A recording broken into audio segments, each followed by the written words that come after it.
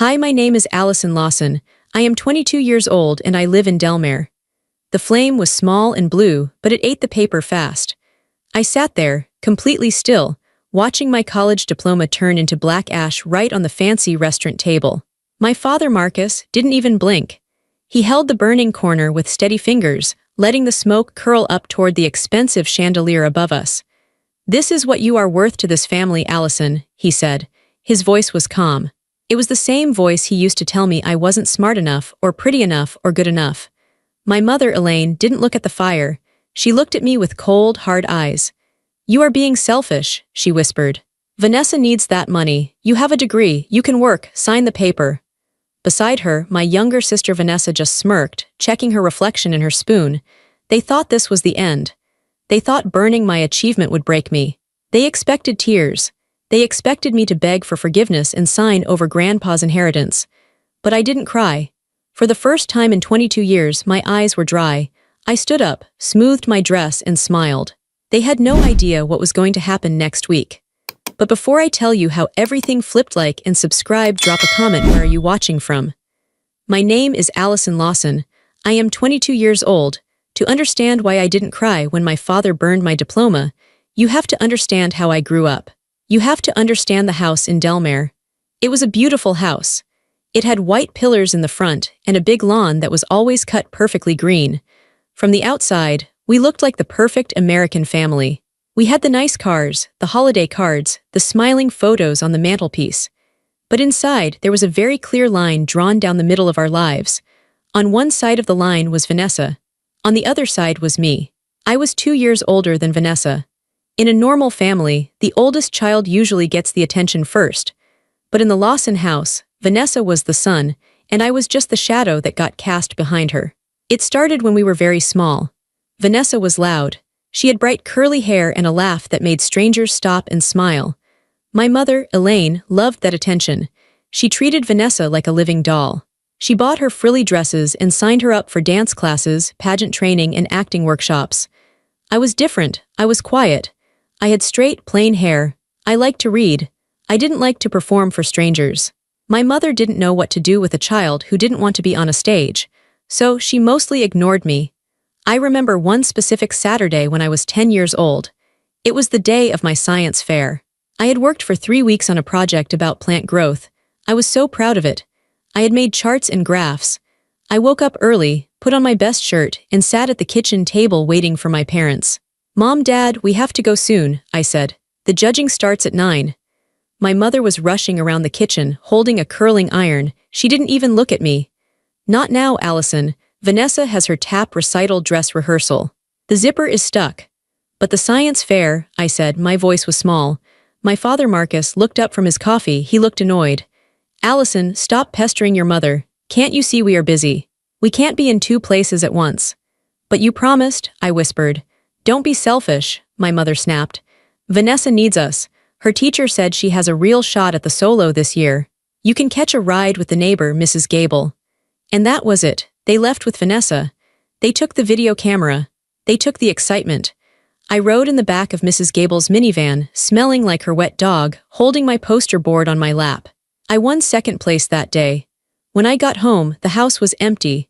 They had taken Vanessa out for ice cream to celebrate her rehearsal. When they finally came home, they didn't ask about my ribbon.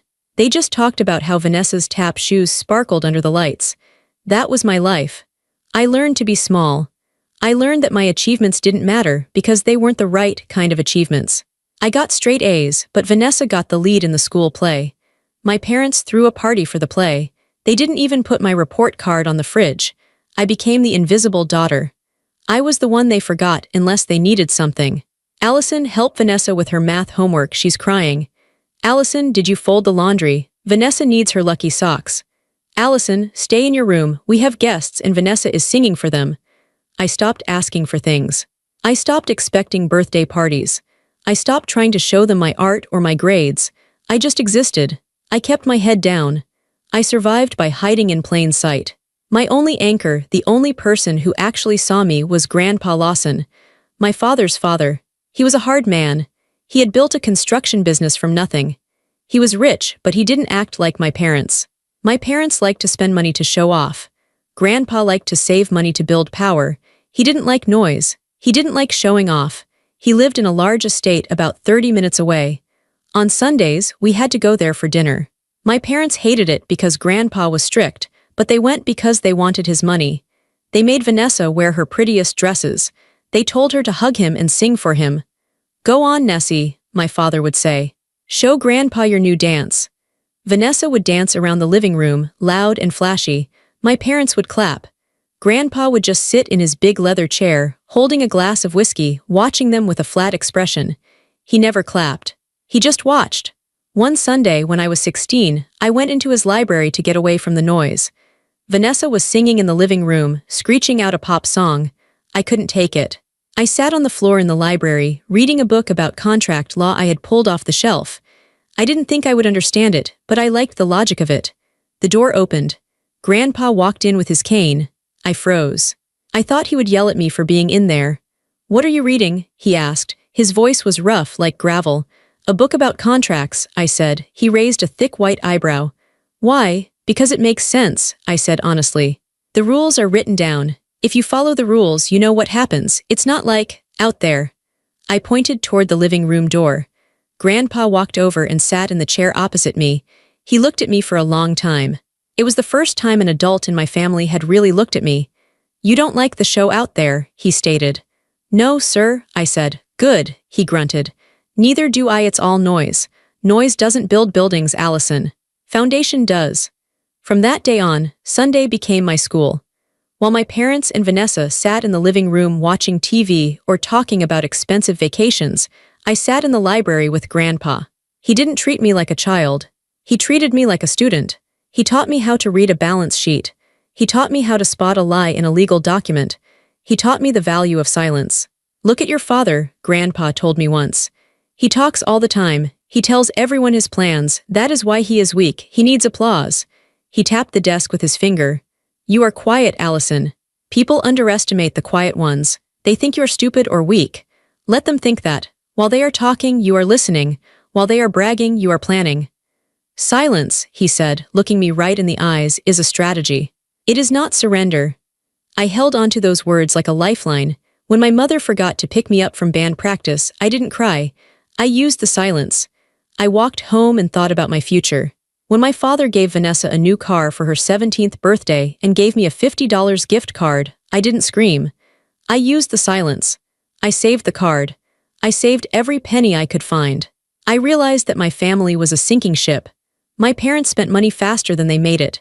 They spoiled Vanessa so much she couldn't even make her own toast without help. They were loud, messy, and careless. Grandpa saw it too, but he never said anything to them. He just watched. And he taught me. When he died during my junior year of college, I was devastated. I was the only one who really cried at the funeral. My mother cried, but she was checking her makeup in her compact mirror every 5 minutes. Vanessa cried, but she made sure she was standing in the center of the room so everyone could comfort her. My father didn't cry. He just looked impatient, like he was waiting for the will reading. But there was no will reading. The lawyer, Mr. Dalton, said Grandpa had set up a complex trust and nothing would be revealed until I graduated college. My parents were furious. They screamed at the lawyer. They said it was ridiculous, but they couldn't do anything. They had to wait. So they waited. And they tolerated me. They paid for my college tuition, but only because they thought it would look bad if they didn't. I went to a state university, studied business and law, and kept my head down. I worked 2 jobs on campus, so I didn't have to ask them for spending money. I studied in the library until midnight. I became exactly what Grandpa taught me to be, quiet, efficient, and observant. I knew my parents didn't love me. I accepted that fact like I accepted the weather. It was just a cold reality. But I didn't know how far they would go. I didn't know that my graduation wasn't a celebration for them. It was a deadline. They were waiting for me to finish so they could get what they really wanted. They wanted Grandpa's money. And they were about to show me exactly what they were willing to do to get it. The restaurant was called the Gilded Lily. It was the kind of place my parents loved. Lots of gold mirrors, velvet chairs, and waiters who looked down on you if you didn't order the most expensive wine. It was my college graduation night. I had walked across the stage that morning. I had shaken the dean's hand. I had earned my degree in business administration with honors. summa cum laude. My parents had been there, but they sat in the back. They arrived late and left early to beat the traffic. Vanessa didn't come at all. She said she had a migraine, but I saw on her Instagram story that she was at a pool party. Now, we were at dinner, just the four of us. The table was small and round. I sat across from Vanessa. My parents sat on the sides. The atmosphere was stiff. It felt rehearsed. My mother was smiling too much. It was a tight, plastic smile that didn't reach her eyes. She was wearing a new diamond necklace that caught the light.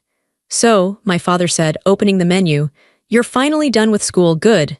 "Yes," I said. "It feels good to be finished." "Now the real world starts," he said dismissively. "No more hiding in books." "I have a job interview next week," I mentioned, "with a logistics firm in San Jose." My mother waved her hand in the air, dismissing my words like they were a fly. "Oh, Allison, don't be silly.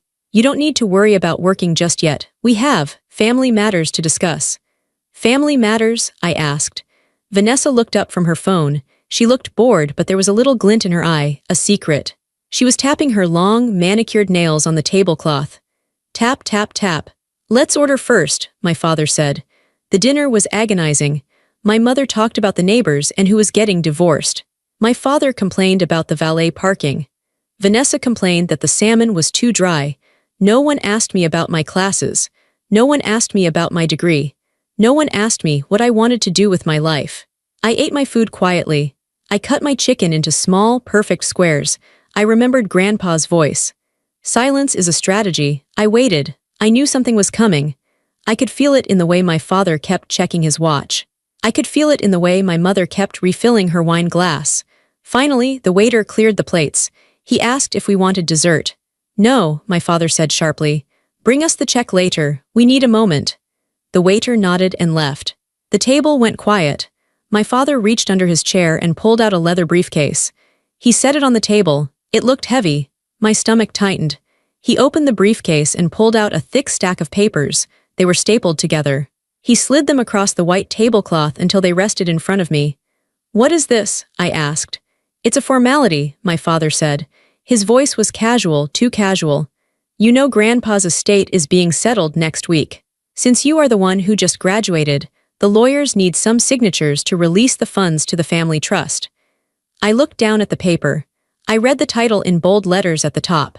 Deed of gift and transfer of assets. I felt a cold chill run down my spine. I turned the page. I started reading the legal text. Grandpa had taught me how to read this. I understood the words.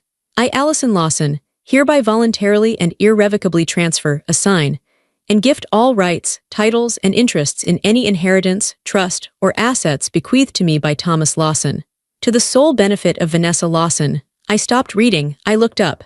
"This isn't a formality," I said slowly. "This is a transfer. You want me to give everything to Vanessa?" My mother sighed, as if I was being difficult about passing the salt. "Allison, honey, it just makes sense. Look at the situation." "What situation?" I asked. "Vanessa is an artist," my mother said, gesturing to my sister. Vanessa sat up straighter, looking important. "She has big dreams. She wants to open a gallery in New York. She needs capital. She needs support. She's not cut out for the 9-5 grind like you are." "I see," I said. My voice was steady, but my heart was pounding against my ribs. "And what am I cut out for?" "You're practical," my father said. "You have a degree now. You can get a job. You can support yourself. You've always been the independent one." "So because I worked hard," I said, "I get nothing. And because she didn't work at all, she gets everything." "It's not about that," Vanessa chimed in. Her voice was high and whiny. "God, Allison, why do you always make everything a competition? I have expenses. I have a lifestyle to maintain. You're happy with simple things. You don't need Grandpa's money. You just lock it away in a bank account and never use it." "She needs it more," my father said, his voice hardening. "It's a family decision, Allison. We decided this is what's best for the family." "Who is we?" I asked. "Us," he said. He pointed around the table. Him, Mom, Vanessa, the three of them, against the one of me, just like always. "Grandpa left the estate to be distributed after I graduated," I said. "If he wanted Vanessa to have it, he would have left it to Vanessa." "Grandpa was old," my father snapped. "He was confused at the end. He didn't know what he was doing. This corrects his mistake. This keeps the money in the family where it belongs." "I am family," I said. The words hung in the air, My mother laughed. It was a short, cruel sound. Oh, Allison, don't be dramatic. Of course you're family, but you are the sturdy one. You are the one who can handle the real world. Vanessa is delicate. She needs protection. Sign the paper, my father ordered. He pulled a gold pen from his pocket and set it on top of the document. Stop wasting time. We have champagne waiting at home to celebrate. To celebrate Vanessa getting the money, not my graduation. I looked at the pen. I looked at the document. I looked at my sister's smug face. She was already smiling, imagining the shopping spree. I thought about the years of neglect. The missed science fairs, the forgotten birthdays, the way they looked through me. I picked up the pen. My father smiled. Good girl. I held the pen for a second, then I set it down, not on the paper, on the table. No, I said. The silence that followed was heavy. It felt like the air had been sucked out of the restaurant. Excuse me, my father asked. His voice dropped an octave. It was dangerous now. No, I repeated. I won't sign it. Allison, my mother hissed. Don't you dare do this. Don't you dare be selfish right now. It's not selfish to keep what is mine, I said. It's not yours, Vanessa shouted. A few people at nearby tables turned to look. It's ours, it's for the family. You're trying to steal my future. Your future? I looked at her. Vanessa, you dropped out of community college after one semester because you didn't like the parking lot. You've never held a job. You're 20 years old. Shut up, she screamed. That is enough. My father slammed his hand on the table. The silverware rattled. Allison, you are being an ungrateful brat. After everything we've done for you, we paid for your college, we fed you, we clothed you. You did the bare minimum required by law, I said. The truth just poured out of me. You fed me, but you never ate with me. You clothed me, but only in what Vanessa didn't want. You paid for college, but you're not even happy I graduated. You're just happy the waiting period is over. My father's face turned red. A vein in his forehead bulged. He wasn't used to me speaking back. He wasn't used to the shadow having a voice. You will sign this paper, he growled. Or you are no daughter of mine. I looked him in the eye. I didn't blink. I think that ship sailed a long time ago, Dad. He stared at me with pure hate. He looked down at the table. My diploma was sitting there, next to the bread basket. I had brought it in the leather folder to show them, but they hadn't opened it. He grabbed the folder. Is this what makes you think you're better than us? He sneered. This piece of paper. You think this makes you smart? You think this gives you power? Give that back, I said calmly. You want it? He opened the folder and ripped the diploma out. The thick, cream-colored paper crinkled in his fist. He reached into his pocket and pulled out his silver Zippo lighter. He flicked the lid open. The flame jumped up. Marcus, don't, my mother said, but she didn't reach out to stop him. She just watched. She needs to learn a lesson, he muttered. She needs to learn that without this family she is nothing. He held the flame to the corner of my degree. The flame caught instantly. The heavy paper turned black, then orange. The fire ate through my name first. Allison Lawson, gone in a second. Then it ate the university seal, then the date. I sat there, completely still. My hands were folded in my lap. My heart was beating so hard I could feel it in my throat, but I forced my face to remain a mask. Grandpa's face. I watched the smoke curl up toward the crystal chandelier. It smelled like burning chemicals and expensive perfume. My father dropped the burning paper onto the bread plate. It curled and withered, turning into a pile of fragile gray ash. He snapped the lighter shut and tossed it on the table. Clink. There, he said. He leaned back, crossing his arms. Now you have nothing. No degree, no family support, nothing, unless you sign that transfer. He looked at me, waiting for the break. He was waiting for the little girl who used to cry when they left her behind. He was waiting for the teenager who begged for attention. My mother was watching me too, her lips pressed into a thin line. Vanessa was smirking, but she looked a little nervous, like maybe this had gone too far. But inside me, something hadn't broken. Something had clicked into place. It was the final piece of the puzzle, the final proof. I didn't need to wonder anymore. I didn't need to hope that maybe, deep down, they loved me. They didn't. They saw me as an obstacle. They saw me as a bank account to be raided for their golden child. And because I knew that, I was free. I looked at the pile of ash, then I looked at my father. You're right, I said softly. He smirked. Finally. Give me the pen. No, I said. I mean, you're right that I have nothing here. I stood up. I moved slowly, deliberately. I picked up my purse. I picked up the leather folder that was now empty. Where do you think you're going? My mother demanded. Sit down, Allison, we are not finished. I am, I said. I am finished. I looked at Vanessa. You want the inheritance, Vanessa, you want the money. Duh, she rolled her eyes. Then you should have asked Grandpa why he spent so much time with me in the library, I said. You were too busy dancing. What is that supposed to mean? My father stood up now, looming over me. Sit down. No, I said. I turned my back on them. It was the hardest thing I had ever done. My legs felt heavy. My instinct was to obey, to apologize, to fix it, but I forced my feet to move. 1 step, 2 steps. If you walk out that door, my father shouted, his voice booming across the quiet restaurant, don't you dare come back, you are cut off, you hear me, cut off. I hear you, I said without turning around. I walked past the shocked waiters. I walked past the hostess who was pretending to look at her computer screen. I pushed open the heavy glass doors. The night air hit my face. It was cool and crisp. It smelled like rain and city traffic, not burnt paper. I walked to the curb. My car was parked down the street, an old Honda I had bought with my own money.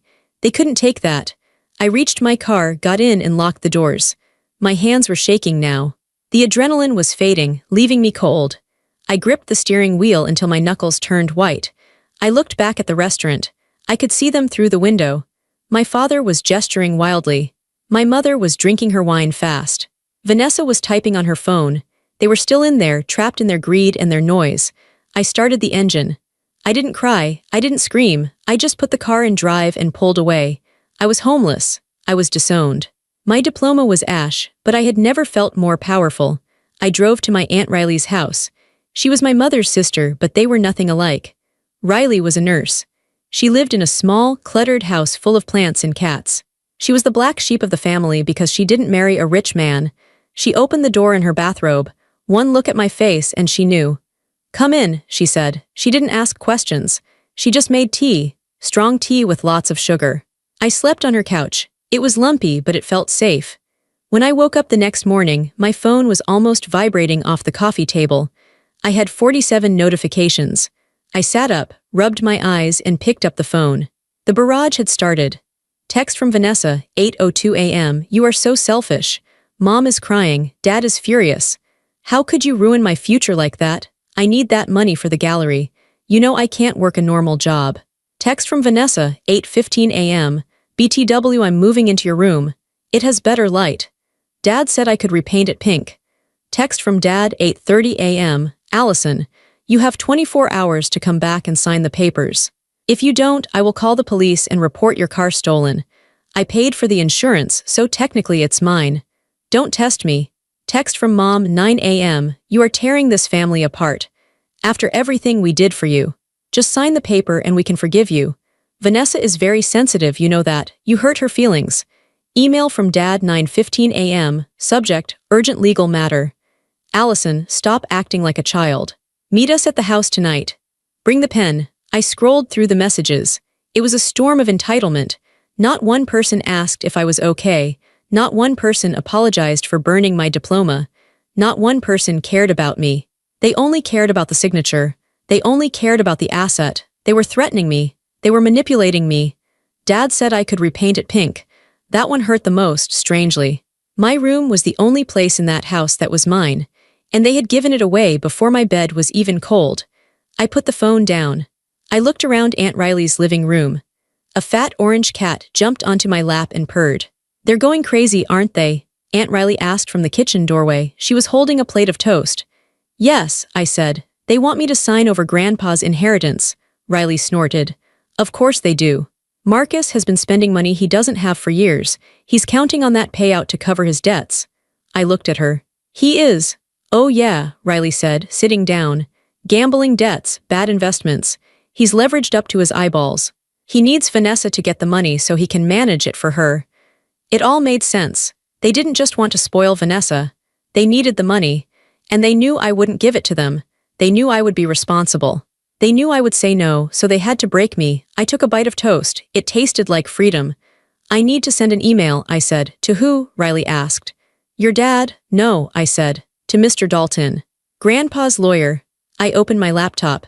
I ignored the new texts coming in from Vanessa calling me a bitch. I opened a blank email. Dear Mr. Dalton, I hope this email finds you well. I have graduated as per the requirements of the trust. My family is pressuring me to sign away my rights. They have destroyed my diploma and threatened me. I am ready to execute the will. Please schedule the reading as soon as possible. Regards, Allison Lawson. I hit send. Then I blocked my father's number, then my mother's, then Vanessa's. The silence that followed was beautiful. I wasn't the forgotten daughter anymore. I was the one holding the cards. And next week, I was going to play them. The week that followed my walkout was the quietest week of my life, and it was exactly what I needed. I stayed with Aunt Riley in her small, cluttered bungalow. It was the opposite of my parents' house. My parents' house was like a museum, cold, white, and echoing. Everything had a place, and if you moved a pillow, my mother would shriek. Aunt Riley's house was warm. It smelled like dried herbs and cat food. There were piles of knitting on the chairs and half-read books on the tables. For the first 3 days, I didn't leave the house. I turned my phone off completely. I put it in a drawer in the kitchen and left it there. I knew what was happening on that screen. I knew my father was sending threats. I knew my mother was sending guilt trips. I knew Vanessa was sending insults. I didn't need to see it. Instead, I spent time with myself. It sounds simple, but I hadn't done that in years. I had spent my whole life reacting to them. I was always dodging their criticism, trying to fix their messes, or trying to be invisible so they wouldn't yell at me. Now there was no one to yell. I woke up when I wanted. I made coffee. I sat on the back porch and watched the birds. You look different, Aunt Riley said on Wednesday morning. She was watering her ferns. Different how? I asked. You don't look like a scared rabbit anymore, she said. You look settled. I feel numb, I admitted. Is that bad? No, she said. That's not numbness, honey. That's clarity. You finally see them for who they are. She was right. The distance gave me perspective. I sat at Riley's kitchen table with a notepad, just like Grandpa had taught me. I made 2 columns. Column A, what they gave me. Food/shelter tuition, paid from a fund Grandpa set up. I realized later, criticism anxiety. Column B, what they took from me. Self-esteem, my childhood, my credit. Dad had used my social security number for a utility bill once. I remembered my diploma, literally burned. The list was short, but it was heavy. I realized that my family didn't make a mistake at the dinner. They didn't just lose their temper. They revealed their strategy. They believed they owned me. They believed I was a resource, not a person. They thought that because I was quiet, I was weak. They thought that because I didn't fight back, I agreed with them. They were wrong. Grandpa's voice kept playing in my head. Silence is a strategy. I wasn't hiding here. I was waiting. I was letting them sweat. I was letting them think they had won, or that I was terrified and hiding in a hole. On Thursday, I finally turned my phone on. It buzzed for 5 minutes straight. Missed calls, voicemails, texts. I didn't read them. I deleted them all without looking. I opened my email. There was one message from Mr. Dalton, the attorney. Subject: reading of the last will and testament of Thomas Lawson. Dear Miss Lawson, per your request, and in accordance with your grandfather's instructions upon your graduation, the reading of the will is scheduled for Friday at 10 a.m. All beneficiaries have been notified. My stomach did a little flip. This was it. I replied, I will be there. That night, I ironed my clothes. I didn't have much with me, just the dress I had worn to graduation and a pair of slacks and a blouse I had in my overnight bag. I chose the slacks. They were black, sharp, and professional. I wasn't going there as their daughter. I was going there as a businesswoman. I stood in front of the mirror in Aunt Riley's guest room. I looked at my reflection. My eyes were dark, but they were steady. I pulled my hair back into a tight bun. You can do this, I whispered to the glass, for Grandpa. I wasn't afraid of the fallout anymore. I had already lost them. You can't lose something you never really had. The law office was in Santa Monica, in a tall glass building that overlooked the ocean. It smelled like lemon polish and money. I arrived at 9:50 a.m. I wanted to be early. When I walked into the reception area, my stomach dropped. They were already there. My father was pacing back and forth on the plush carpet. He was wearing his best navy suit, the one he wore when he was trying to close a deal. My mother was sitting on a sofa, flipping through a magazine aggressively. Vanessa was next to her, wearing big sunglasses indoors and scrolling on her phone. When the elevator doors opened and I stepped out, the room went silent. My father stopped pacing. He turned to me. His face was a mix of relief and anger. There you are, he barked. He walked right up to me, invading my personal space. Where the hell have you been? We called you 100 times. Do you know how worried your mother was? I looked at my mother. She didn't look worried. She looked annoyed. I've been busy, I said calmly. Busy doing what? Vanessa scoffed. Sulking. We don't have time for this, my father said, checking his watch. Look, Allison, we're here, the lawyer is here. I assume you came to your senses. He lowered his voice, trying to sound like a reasonable father. We brought the transfer papers again. We can sign them right after the reading. Mr. Dalton doesn't need to know the details. We just get the assets released to you, you sign them over to the family trust, and we all go home. We can even go to lunch, treat you to whatever you want. It was almost funny. He thought a lunch was enough to buy my life. We'll see, I said. Don't play games with me, he warned, his eyes narrowing. You're walking on thin ice. Just then, the heavy oak double doors opened. Mr. Dalton stepped out. He was a tall, thin man with gray hair and wire-rimmed glasses. He had been Grandpa's lawyer for 40 years. He knew where all the bodies were buried. Good morning, Mr. Dalton said. His voice was dry. He didn't smile. Good morning, Arthur, my father said, putting on his fake charm. He reached out to shake Mr. Dalton's hand. Good to see you. Let's get this wrapped up, shall we? We have a busy day. Mr. Dalton shook his hand briefly, then looked at me. His eyes softened just a fraction. Allison, please come in. We filed into the conference room. It was huge. There was a long mahogany table. Mr. Dalton sat at the head. My parents and Vanessa sat on one side. I sat on the other side. Alone, my father looked at the seating arrangement and frowned. Allison, sit over here with your family. I'm fine here, I said. Mr. Dalton opened a thick file folder. The sound of the paper crinkling echoed in the room. We are here to read the last will and testament of Thomas Lawson, Mr. Dalton began. As per his instructions, this reading was delayed until his granddaughter, Allison, completed her university education. Yes, we know, my mother waved her hand. Let's get to the numbers. Mr. Dalton peered over his glasses at her. Very well, he picked up a document. I, Thomas Lawson, being of sound mind. He read through the standard legal jargon. My father was tapping his foot. Vanessa was chewing gum. Then Mr. Dalton paused. He looked up at my father, then at Vanessa, and finally at me. Article 5, Distribution of Assets, he read. My father sat up straighter. This was it. The millions, the real estate. The construction company shares. Mr. Dalton read clearly and slowly. To my son Marcus, I leave the sum of $1. I do this not out of oversight, but to ensure he cannot contest this while claiming he was forgotten. The room froze. My father blinked. Excuse me, Mr. Dalton continued. To my daughter-in-law, Elaine, I leave my collection of antique thimbles as she always enjoyed needlepoint, though she never finished a project. My mother gasped. Thimbles. Is this a joke? To my granddaughter, Vanessa, Mr. Dalton read. Vanessa looked up, pulling her sunglasses down. Finally, I leave the sum of $10,000 to be used for educational purposes only, paid directly to an accredited institution. If not used within 5 years, it returns to the estate. 10,000, Vanessa shrieked. That won't even buy a car. Grandpa promised me the beach house. He promised nothing of the sort in writing, Mr. Dalton said sharply. This is insane, my father stood up, his face turning purple. He was senile. Who gets the rest? Who gets the company, the accounts, the land? Mr. Dalton turned the page. He looked at me. To my granddaughter, Allison Lawson. My heart hammered against my ribs. I leave the entirety of the Lawson estate. This includes the Lawson Construction Group, the portfolio of properties in Delmare and San Jose, the investment accounts held at Chase and Vanguard, and my personal residence. My father looked like he had been shot. He slumped back into his chair. His mouth opened, but no sound came out. My mother grabbed his arm. Marcus, do something. It's a mistake, my father whispered. Then he yelled, It's a mistake. You wrote it wrong, Arthur. I wrote exactly what Thomas instructed, Mr. Dalton said calmly. Allison, Vanessa stared at me across the table. Her eyes were wide with horror. Allison gets it, but she's boring. She doesn't even know how to spend money. The valuation of the estate, Mr. Dalton continued, ignoring them, is approximately $45 million. The number hung in the air. 45 million. I felt lightheaded. I knew Grandpa was rich. I didn't know he was that rich.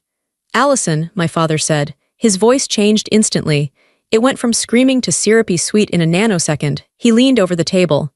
Allison, honey, wow, that's a lot of responsibility, too much for a young girl. He forced a smile. It was terrifying. This is actually good, he stammered. This keeps it simple. You can just sign everything over to me now like we planned. I'll manage the company. I'll handle the investments. You don't want that stress, sweetheart. You just want to live your life, right? He reached for the transfer papers he had brought. He pushed them toward me again.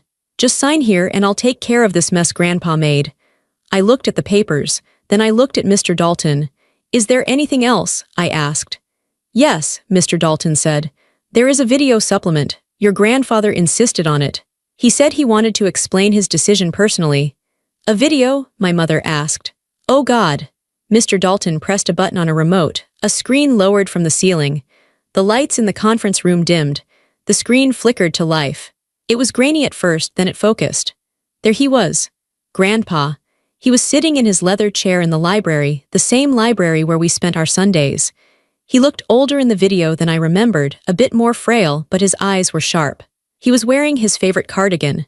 If you are watching this, Grandpa said from the screen, his voice filling the room, then I am gone, and Allison has graduated. My throat tightened. It was like he was in the room with us. Marcus, Grandpa said. He looked directly into the camera lens. My father flinched in his chair. I know what you are doing right now, Grandpa said. I know you are sitting there, red in the face, telling Allison she can't handle it. Telling her to sign it over to you, telling her she is weak. My father went pale. I watched you, Marcus, Grandpa continued. His voice was hard now. I watched you for 20 years. I watched you gamble away the startup capital I gave you. I watched you ignore your business to play golf. But mostly, I watched how you treated your daughters. My mother was shaking her head, tears streaming down her face, ruining her makeup. Turn it off, she whispered. Arthur, turn it off. Leave it on, I said. My voice was the only steady thing in the room. I saw you treat Vanessa like a show pony, Grandpa said. You ruined that girl. You taught her that being pretty is a job. You taught her that money grows on trees. On the screen, Grandpa leaned forward. And I saw how you treated Allison. He paused. You treated her like furniture. You forgot her birthdays. You mocked her interests. You left her in the background. You thought because she was quiet, she was stupid. You thought because she didn't demand attention, she didn't deserve any. But you were wrong, Grandpa said. A small smile touched his lips. Allison is the only one of you with a backbone. She sat in this library with me and learned. She asked questions. She listened. She has integrity. She knows the value of $1 and the value of a promise. Marcus, Elaine, Grandpa said. You think you deserve my money because you share my last name. You don't. You are spendthrifts and narcissists. If I gave you this company, you would bankrupt it in a year. My father was staring at the table, his hands clenched into fists. Allison, Grandpa said. His eyes softened on the screen. It felt like he was looking right at me. I am leaving it all to you, not to burden you, but because I trust you. You are the builder. You are the future. Do not let them bully you. Do not let them guilt you. You owe them nothing. They burned your childhood, Grandpa said. Don't let them burn your future. The screen went black. The lights came back up. The silence in the room was absolute. It was heavy and suffocating. My father looked destroyed.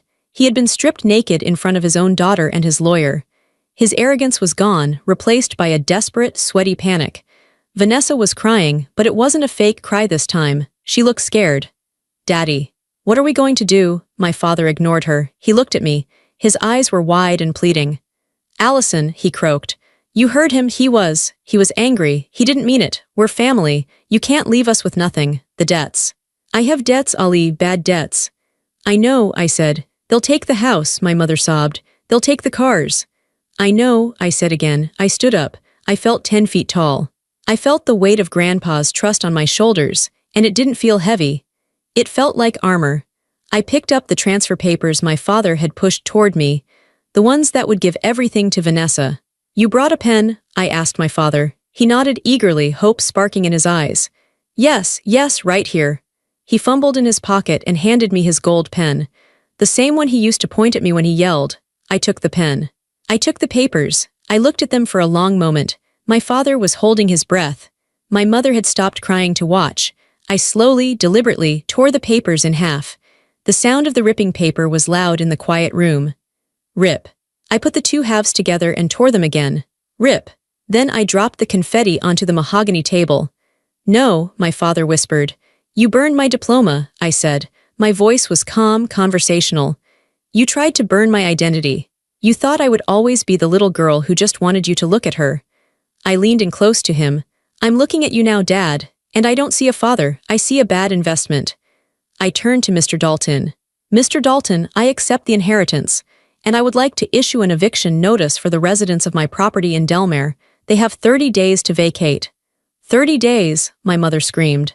You're kicking us out. Where will we go? I don't know, I said, picking up my purse. But Vanessa is very talented. I'm sure she can sing for her supper. I turned and walked toward the door. Allison, my father roared. He scrambled up, knocking his chair over. You come back here, you ungrateful bitch, I made you. I stopped at the door. I didn't turn around. No, I said. Grandpa made me. You just ignored me until it was too late. I walked out of the conference room. I walked past the reception desk. I walked to the elevator. When the doors closed, blocking out the sound of my mother's screaming, I finally let out a breath. I didn't smile, I didn't laugh. I just closed my eyes and whispered, "Thank you, Grandpa." Then I pressed the button for the lobby. I had a company to run. Walking out of that building was the longest walk of my life. My legs felt like jelly. My hands were shaking so hard I had to clench them into fists just to keep them steady. But I didn't stop. I walked straight through the marble lobby, past the security guard who nodded at me, and out into the bright California sun. The air felt different. It was the same air as an hour ago, but it tasted sharper, cleaner. It tasted like ownership. I got into my old Honda. I sat there for a moment, gripping the steering wheel. I looked at the passenger seat. My purse was there. Inside it was my phone, which was currently vibrating every 3 seconds. I knew who it was. My father, my mother, Vanessa. They were probably still in the conference room, screaming at Mr. Dalton, or maybe they were running down the stairs right now to try and stop me. I picked up the phone. I didn't look at the messages. I just held down the power button. I watched the screen go black. Silence. I started the car and pulled out into traffic. I didn't go back to Aunt Riley's house immediately. I had somewhere else to go first. I drove to the headquarters of Lawson Construction. It was a brick building in an industrial park on the edge of town. I used to come here with Grandpa on Saturdays when I was little, before I realized my parents didn't want me. I parked in the visitor spot. I walked up to the front glass doors. The receptionist was a woman I didn't recognize. She looked up bored. "Can I help you?" she asked. "I'm Allison Lawson," I said. "I'm here to see the operations manager." Her eyes widened. She sat up straight. She knew the name. Everyone in the building knew the name Lawson. And by now, news might have already trickled down that the owner had passed and the will was being read. "Oh," she stammered. "Miss Lawson, of course. Mr. Henderson is in his office. I'll call him." "Don't bother," I said. "I know the way." I walked back through the familiar hallways. It smelled like blueprints and old coffee. I saw men in hard hats walking by. I saw people typing at desks. This was mine. Grandpa had built this, brick by brick, deal by deal, and he had left it to me. Not because I was his blood, but because I was the only one who respected the work. I found Mr. Henderson's office. He was a gruff man who had worked for Grandpa for 30 years. He looked up when I knocked on the open door frame. "Allison?" he asked, taking off his reading glasses. "I heard the will reading was today." "It was," I said. I walked in and sat in the chair opposite him. I didn't slouch. I sat with my back straight, hands folded. "And?" he asked. He looked nervous. He probably thought my father was about to walk in and fire everyone to save money for a yacht. "It's me," I said simply. "Grandpa left the company to me. 100%. Mr. Henderson let out a long breath. His shoulders dropped 3 inches. He actually smiled. "Thank God," he said. "Thomas was worried. He told me he was going to do it, but I was afraid he'd change his mind at the last minute because of family pressure." "He didn't," I said. "So," Mr. Henderson leaned forward. "What's the plan, boss? Do we sell? Do we liquidate?" "No," I said firmly. "We work. I want to see the financials for the Riverdale project. I know it's behind schedule, and I want a list of all current vendor contracts by Monday morning." Mr. Henderson looked at me with respect. Real respect. Not the fake kind my parents gave people they wanted money from. "You got it," he said. "Welcome home, Allison." I spent the next 4 hours in that office. I didn't look at my phone once. I buried myself in spreadsheets and contracts. It was the only way to keep my brain from exploding. The work was logical. The numbers added up. It was safe. When I finally left, the sun was setting. The sky was a bruised purple. I drove to Aunt Riley's house. Her car was in the driveway. I walked inside. Riley was sitting at the kitchen table. She had a bottle of wine open. She looked pale. "They called me," she said quietly. "I put my keys on the counter. I assumed they would. Your mother was hysterical, Riley said. She said you stole everything. She said you evicted them. She said you're a monster. Riley looked at me. Her eyes were searching my face. Is it true? She asked. Did you evict them? I poured myself a glass of water. My throat was dry. Yes, I said. I gave them 30 days. Allison, Riley whispered. That's harsh. They're your parents. They burned my diploma, Riley, I said. I turned to face her. At dinner, in a restaurant, Dad set it on fire. He wanted to burn my future so I would be forced to depend on him. He wanted to trap me. Riley's mouth fell open. He did what? He burned it, I repeated. And today, when the lawyer read the will, Dad didn't ask if I was okay. He didn't say congratulations. He tried to trick me into signing it all over to him right there at the table. He called me a bitch when I walked out. I took a sip of water. The glass felt cool in my hand. If I let them stay in that house, I said, they will never leave. They will drain my accounts. They will guilt me every single day. They will destroy this company just like they destroyed their own credit. Grandpa knew that. That's why he gave it to me. I looked at my aunt. I'm not doing this to be mean. I'm doing this to survive. If I don't cut the rope, they will pull me down with them. Riley stared at me for a long time. Then she nodded slowly. You're right, she said. You're absolutely right. Elaine has never taken responsibility for anything in her life. Maybe it's time she started. She stood up and hugged me. It was a tight, fierce hug. I'm proud of you, she said into my hair.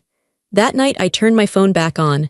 I had 112 missed calls, 300 texts. I didn't read them. I went to my settings. I selected change number. I spent the next hour setting up a new phone number. I sent the new number to Mr. Dalton, Mr. Henderson, and Aunt Riley. No one else. Then I laid in the dark on Riley's guest bed. I thought about my old room in the big house. The room Vanessa was planning to paint pink. It would be empty soon. The whole house would be empty. I felt a wave of sadness wash over me. It was a deep, aching grief. I wasn't grieving the loss of my parents, exactly. I was grieving the hope of them. I was grieving the fantasy that one day, if I was just good enough or smart enough, they would love me. That hope was dead. I had killed it today in that conference room.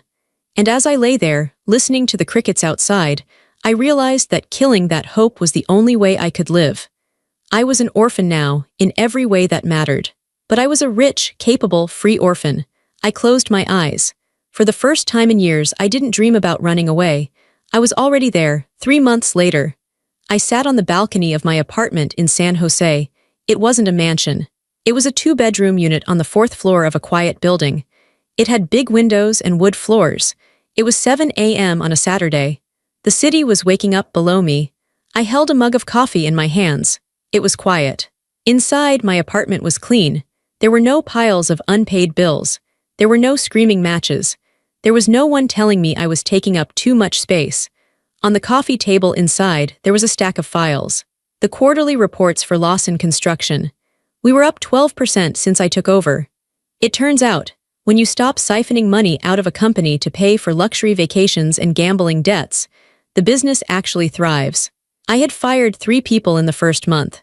They were consultants my father had hired, friends of his who were being paid to do nothing. I had promoted the quiet ones. The ones who did the work. I took a sip of coffee. The steam warmed my face. I thought about my family. I knew where they were. Mr. Dalton kept tabs on them for me, just for legal reasons. My parents were living in a rented condo in Arizona. It was small. My father was working as a sales rep for a used car dealership. My mother was working part-time at a department store makeup counter. They were working. For the first time in decades, they had to earn their own money. Vanessa had moved in with a boyfriend I had never met. She was trying to become an influencer. I didn't follow her social media, but Mr. Dalton told me she posted a lot of angry videos about family betrayal. They had tried to sue me, of course. My father found a lawyer who worked out of a strip mall to challenge Grandpa's will. Mr. Dalton crushed them in a week.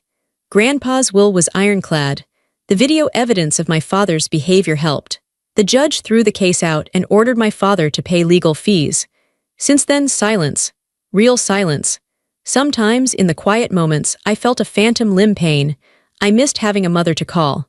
I missed having a sister to share clothes with. But then I remembered that I never really had those things. I had actors playing roles, and they were bad actors. I put my coffee cup down and walked inside. I went to the bookshelf in the living room. On the top shelf, in a simple black frame, was a picture of Grandpa. Next to it was a small glass jar. Inside the jar was a pile of gray ash. I had gone back to the restaurant the day after the confrontation. I had asked the busboy if he had cleared table 4. He said he had dumped the ashtray in the bin. I made him help me find it. It was just ash. But it was my ash. It was the remains of the diploma my father burned. I kept it to remind me. Every time I felt lonely, every time I wondered if I had been too hard on them, I looked at that jar. I remembered the fire. I remembered his face when he flicked the lighter. I remembered that he was willing to burn my hard work just to keep me small. I wasn't small anymore. My phone buzzed on the counter. It was a text from Aunt Riley. "Coming up for dinner tonight. I made lasagna." I smiled. "I'll be there." Bringing wine, I wasn't alone. I had Riley. I had Mr. Henderson and the crew at work. I had the few friends I had made in my building. I had myself.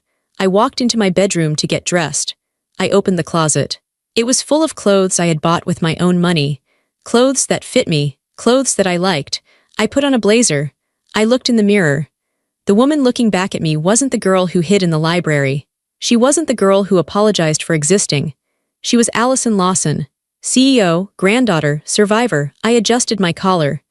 "You're doing good, kid," I whispered to my reflection. It was something Grandpa used to say. I grabbed my keys and headed for the door. I had a meeting with a contractor at 9 o'clock and then lunch with Riley.